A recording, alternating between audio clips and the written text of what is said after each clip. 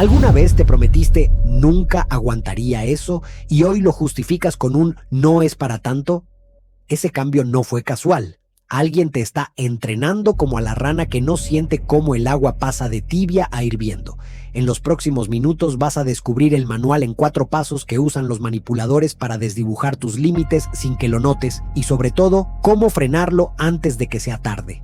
Suscríbete ahora y activa la campanita. Tu alarma antimanipulación empieza ya. Recuerdo la primera vez que noté ese calorcito en la planta de los pies. No era dolor, apenas un cosquilleo, como cuando te pones un calcetín un poquito húmedo y piensas ya se secará. Fue en la cafetería de la universidad hace más de 10 años, pero aún huele a café torrefacto y a miedo recién servido. Estaba yo sola, con la libreta de química abultando la mesa, cuando Álvaro se acercó. No lo conocía de nada. Solo sabía que estudiaba el último curso y que los demás repetían su nombre con mezcla de respeto y algo más viscoso que entonces no supe nombrar. Se sentó frente a mí sin pedir permiso, como quien se siente en su propia casa, y deslizó mi marcador rojo hacia su libro. «Oye, ¿te importa que lo use? Es que el mío se quedó en casa», dijo con una sonrisa que parecía haberse ensayado ante el espejo para conseguir exactamente ese ángulo. Ni pícara ni arrogante, solo confiada. La petición era ridículamente minúscula. Compartir un marcador. Cuestión de céntimos. Pero en mí bullía una vocecita que susurraba, si se lo das, ¿va a querer algo más? La ignoré. Claro que se lo pasé. ¿Qué daño podía hacer? Apreté los labios, dibujé una sonrisa de cortesía y hasta me sentí orgullosa de mi generosidad. Álvaro asintió, subrayó 3 líneas y me lo devolvió con un «gracias, campeona», que olía a refuerzo positivo barato. Punto para mí, pensé. Qué fácil ganarse aplausos. Al día siguiente apareció de nuevo. Esta vez suplicó un folio. Es que la copistería está cerrada y tengo que dibujar un esquema. Le di uno de mi carpeta, el que tenía más matices de tinta azul en el margen porque me gusta garabatear cuando escucho clase. Me pidió también que le explicara la última diapositiva de termodinámica. Lo hice, aunque perdí mi propio tiempo de repaso.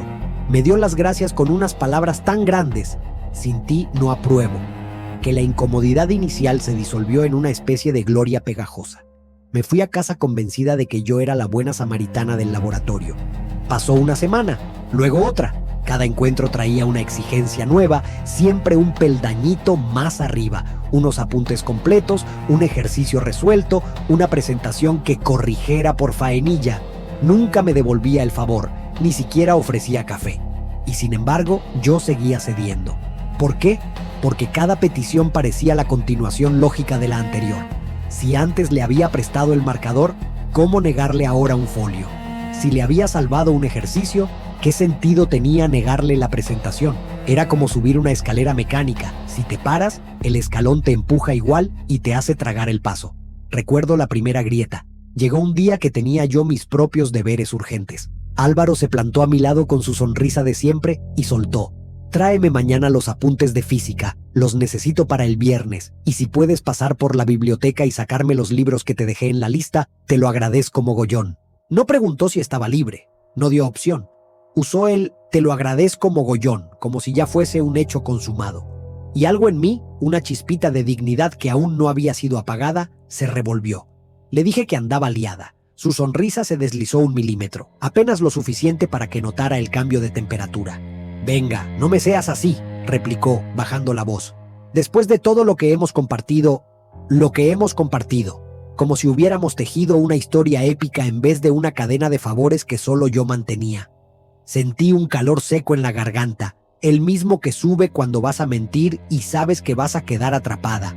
Al final asentí, por supuesto que asentí, y me fui a casa cabizbaja diciéndome que total, solo son libros. Fue entonces cuando empezó el juego de la comparación. Álvaro perfeccionó el arte de recordarme mi propia historia de regalos, pero si antes no te importaba ayudarme, siempre has sido la más maja del grupo. No creía que fueras de esas personas que se vuelven egoístas de la noche a la mañana. Cada frase era una piedra que lanzaba contra mi autoimagen y yo, en vez de esquivarlas, las recogía y me las colocaba en el bolsillo para sentir su peso. Me convertí en la versión que él necesitaba, la chica servicial, la cuate que nunca decía que no. y cada vez que alzaba la voz para protestar, él bajaba la suya hasta convertirla en un susurro de decepción que me hacía sentir una villana de telenovela. Pero aún no había ebullición. Falta el momento en que la rana detecta que el agua la rodea y ya no puede saltar. Llegó en forma de fiesta. Era octubre, la noche de Halloween. Álvaro me había pedido prestado mi coche para llevar a unos amigos suyos a un club. Yo no tenía plan, solo quería terminar un trabajo de estadística. Le entregué las llaves con la condición de que lo devolviera antes de las 2. A la 1:30 me escribió: algo se ha torcido, vuelvo sobre las 4. A las 4:15 le llamé, apagado. A las 5 sonó mi móvil, estaba en la comisaría, había tenido un accidente, no graves, solo golpes. El coche, en cambio, hecho un Cristo. Apareció al día siguiente en mi facultad con una camiseta rasgada y unos ojos que parecían de cachorro apaleado. Antes de que pudiera abrir la boca, soltó: lo siento de verdad, pero mira, la aseguradora se encarga. Además, tú siempre dices que el coche es un lujo, que puedes usar el bus, y yo te pagaré el deducible cuando pueda, aunque sabes que ando justo de pasta. Noté cómo el mundo se me hacía plomizo, el daño era de miles y él lo rebajaba a un lujo que yo podía sobrevivir sin tener. Me miró con esa sonrisa otra vez, pero ahora vi el filo. Era un gancho. Y en vez de estallar, yo agaché la cabeza. Firmé los papeles de la aseguradora, acepté que mi coche pasara a mejor vida y hasta le di un abrazo para que no se sintiera culpable. Cuando volví a casa, me metí en la ducha y lloré en silencio, pegada al azulejo, como quien vomita para que nadie oiga el ruido. ¿Por qué no reaccioné? Porque el agua se había calentado grado a grado. Porque mi cerebro comparaba la tragedia actual con la normalidad anterior y encontraba la diferencia tolerable.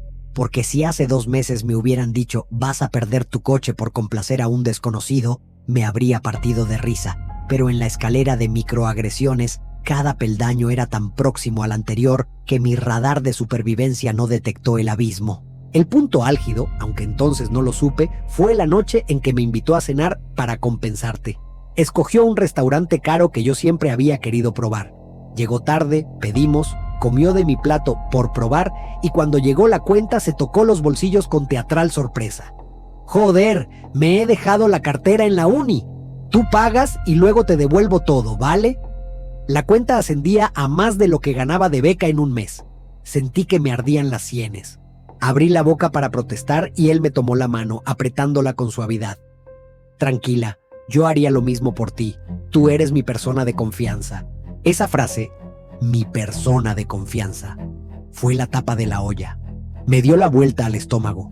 Era como si me dijera, ya estás dentro de mi piel, no puedes escapar. Pagué. Por supuesto que pagué. Y cuando salimos, él me dio un beso en la frente y se fue corriendo al metro diciendo que tenía una reunión. Me quedé sola en la acera, con el ticket doblado en el bolsillo, sintiendo que el asfalto se hundía. A partir de ahí, el calor ya no era sutil. Me pedía dinero para apuntes que nunca compraba. Me llamaba a las 3 de la mañana para que lo ayudara con trabajos que entregaba como suyos. Me citaba y se presentaba 1:30 tarde sin avisar. Cada vez que intentaba poner un dique, él desviaba la conversación hacia mi cambio de carácter. Te estás volviendo fría, ya no eres la de antes. ¿Qué te ha pasado? ¿Estás de mal humor otra vez? Y yo, en lugar de enfadarme con él, me enfadaba conmigo. Me revisaba en busca del defecto. Me decía que estaba exagerando, que si me mosqueaba por cada tontería, acabaría sola y amargada. Había normalizado el síndrome de Estocolmo en versión low cost. Justificaba al secuestrador y me culpaba a mí por sentirme secuestrada. Hasta que un día, en medio de una clase, la profesora explicó el experimento de la rana. Contó que si arrojas al anfibio en agua hirviendo, salta y escapa. Pero si subes la temperatura lentamente se queda quieta y muere hervida. Yo escuchaba con la boca abierta, sintiendo cómo cada palabra me golpeaba la nuca.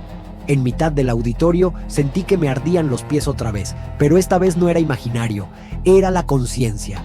Me fui al baño, me miré al espejo y me dije, si no saltas ahora te mueres aquí dentro. No fue un final de película, no le planté cara con música épica, simplemente dejé de responder. Le bloqueé de todo, cambié de grupo de estudio, me mudé de piso, me costó meses de terapia entender que no había sido tonta, sino víctima de un entrenamiento invisible. Y aprendí que los límites no se erosionan de golpe, se desgastan como la piedra contra el agua hasta convertirse en arena que el manipulador amasa a su antojo. Por eso, si ahora sientes ese calorcito bajo la planta, esa duda que te susurra, esto no me gusta pero tampoco es para tanto, escucha. El abuso no anuncia su llegada con carteles de neón, se cuela en calcetines mojados, en marcadores prestados, en comparte un folio. Cada vez que dices, bueno, por esta vez estás firmando un cheque en blanco que cobrarán más tarde con intereses. No necesitas una excusa grande para decir no. Basta con que te duela, aunque sea un poquito. Porque el agua nunca hierve de golpe, lo hace grado a grado y cuando burbujea a 100 ya no hay forma de saltar sin quemarse. Así que respira, revisa la temperatura y si hace falta, salta fuera antes de que la olla cierre su tapa. Si el agua ya burbujea, quemarte es opcional. Salta ahora. Comparte este video, etiqueta a quien necesite oírlo y dime en comentarios, ¿qué fue tu gradito antes del grito de basta?